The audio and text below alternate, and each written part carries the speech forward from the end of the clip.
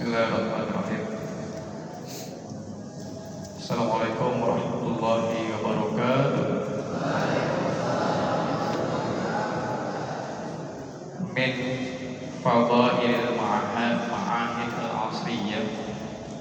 Min fadailil ma'ahid al-asriyah. Huwa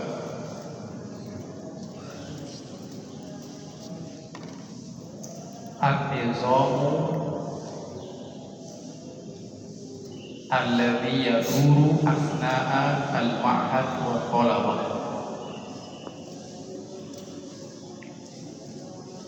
Wa hadha yakunu thabitan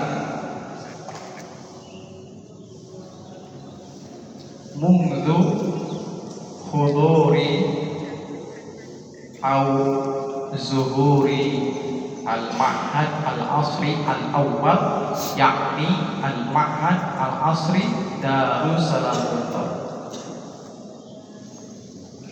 Mundu awwal zuhurihi yaqumu hadzal ma'had bi tathliti an-nizam asna'a al-ma'had yaduru bihi jami'u talabah min fadaili an-nizam huwa yamshi wa yajri wa yaduru kullu man hadara fi dhalika al-ma'had mutabiqan ala ma qad qurrira fi dhalika an-nizam wa min mazayahu wa min fadailihi huwa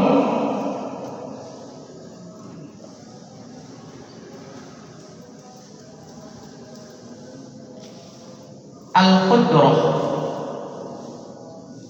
wal imtiyazat alladhi hasalaha at-talabah al-ma'ahid al-asriyah. Sudah menjadi ciri khas sebuah pondok modern itu pasti ada sistem. Ada sistem kiai punya bawahan namanya pengasuhan wakil pimpinan. Terus di bawahnya ada lagi staf pengasuhan, ada staf bahasa, ada staf ini dan itu. Kemudian di bawahnya lagi ada pelajar-pelajar yang ikut memutar roda sistem dalam sebuah pondok. Itu terjadi sejak adanya pondok modern pertama namanya Gontor. Kemudian muncul dan terus sampai sekarang. Berbeda dengan pondok Salafiyah, tidak mengedepankan sistem. Ya kan? Tapi tetap memiliki kelebihan. Nah, kita sudah mentakrirkan, mengikrarkan sebagai pondok modern yang menjadi salah satu ciri khasnya adalah sistem. Sistem. Di atas Ustaz ada Ustaz Jaja, di atas Jaja ada Ustaz Ilham, di atas Ilham ada Ustaz Sajid, di bawah Ustaz ada Ustaz, di bawah Ustaz ada kalian, dan kalian ikut terlibat dalam, dan itu yang kami sebut dengan kaderisasi, pembelajaran lewat aksi, pembelajaran lewat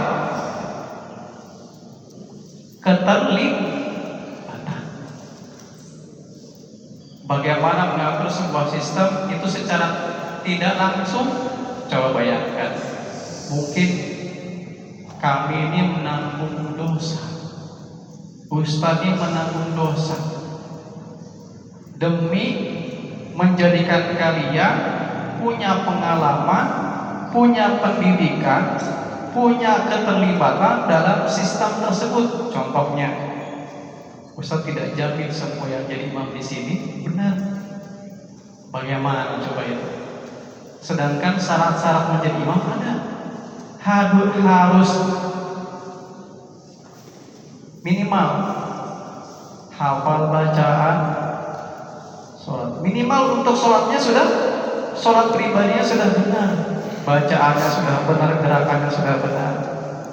Belum lagi kalau yang jahar, ada sir, ada jahar. Jahar itu yang dikeraskan. Bismillahirrahmanirrahim. Jahar. Sir. Bismillahirrahmanirrahim. Sir. Itu harus fasih. Ya kan, syukur-syukur nikmati dengarnya. Coba, Ustaz bisa menjamin gak semua yang jadi imam semuanya sudah benar? Gak bisa. Mungkin ada yang tidak benar, Ustaz yang menanggung dosanya.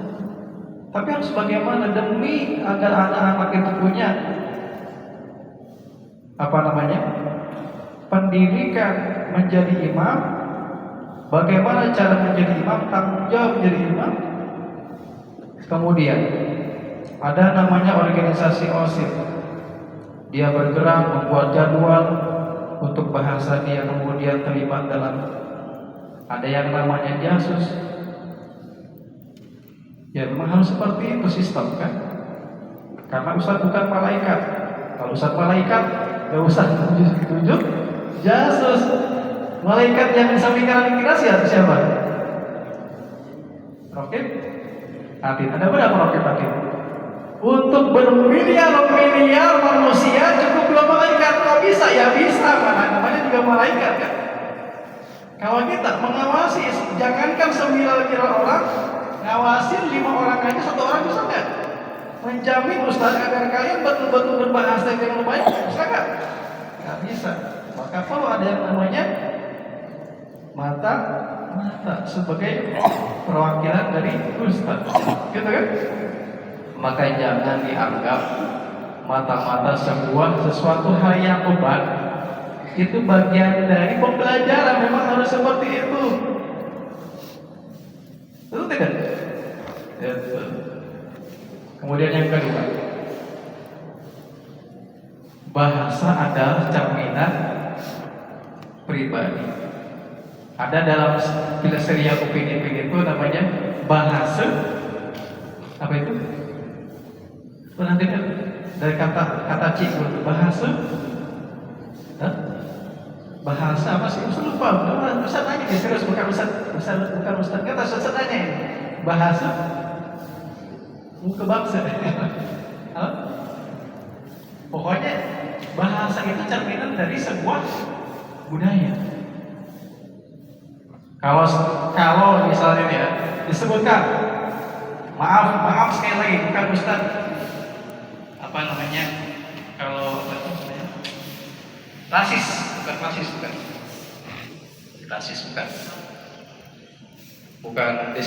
rasis. Ketika disebut misalnya Surabaya, ada yang asalnya Surabaya sih atau suku Surabaya. Udah, kalau dengan Surabaya tuh udah terbayang bahasanya apa? Surabaya. Kasar. Terus kalau udah dengar kata-kata misalnya di antara suku Sunda ya. Kalau dengar kata-kata Bandung atau Tasik, apa yang ingatan kita? Lembut, ya kan? Mohon, abdi. Tapi kalau di antara suku Sunda ada namanya Banten, langsung ini apa? Kasar naon sih ya.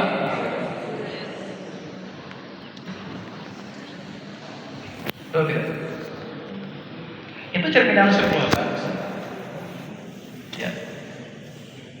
Maka kenapa sih Ustadz kami nggak boleh ngomong dog, nggak boleh ngomong stupid,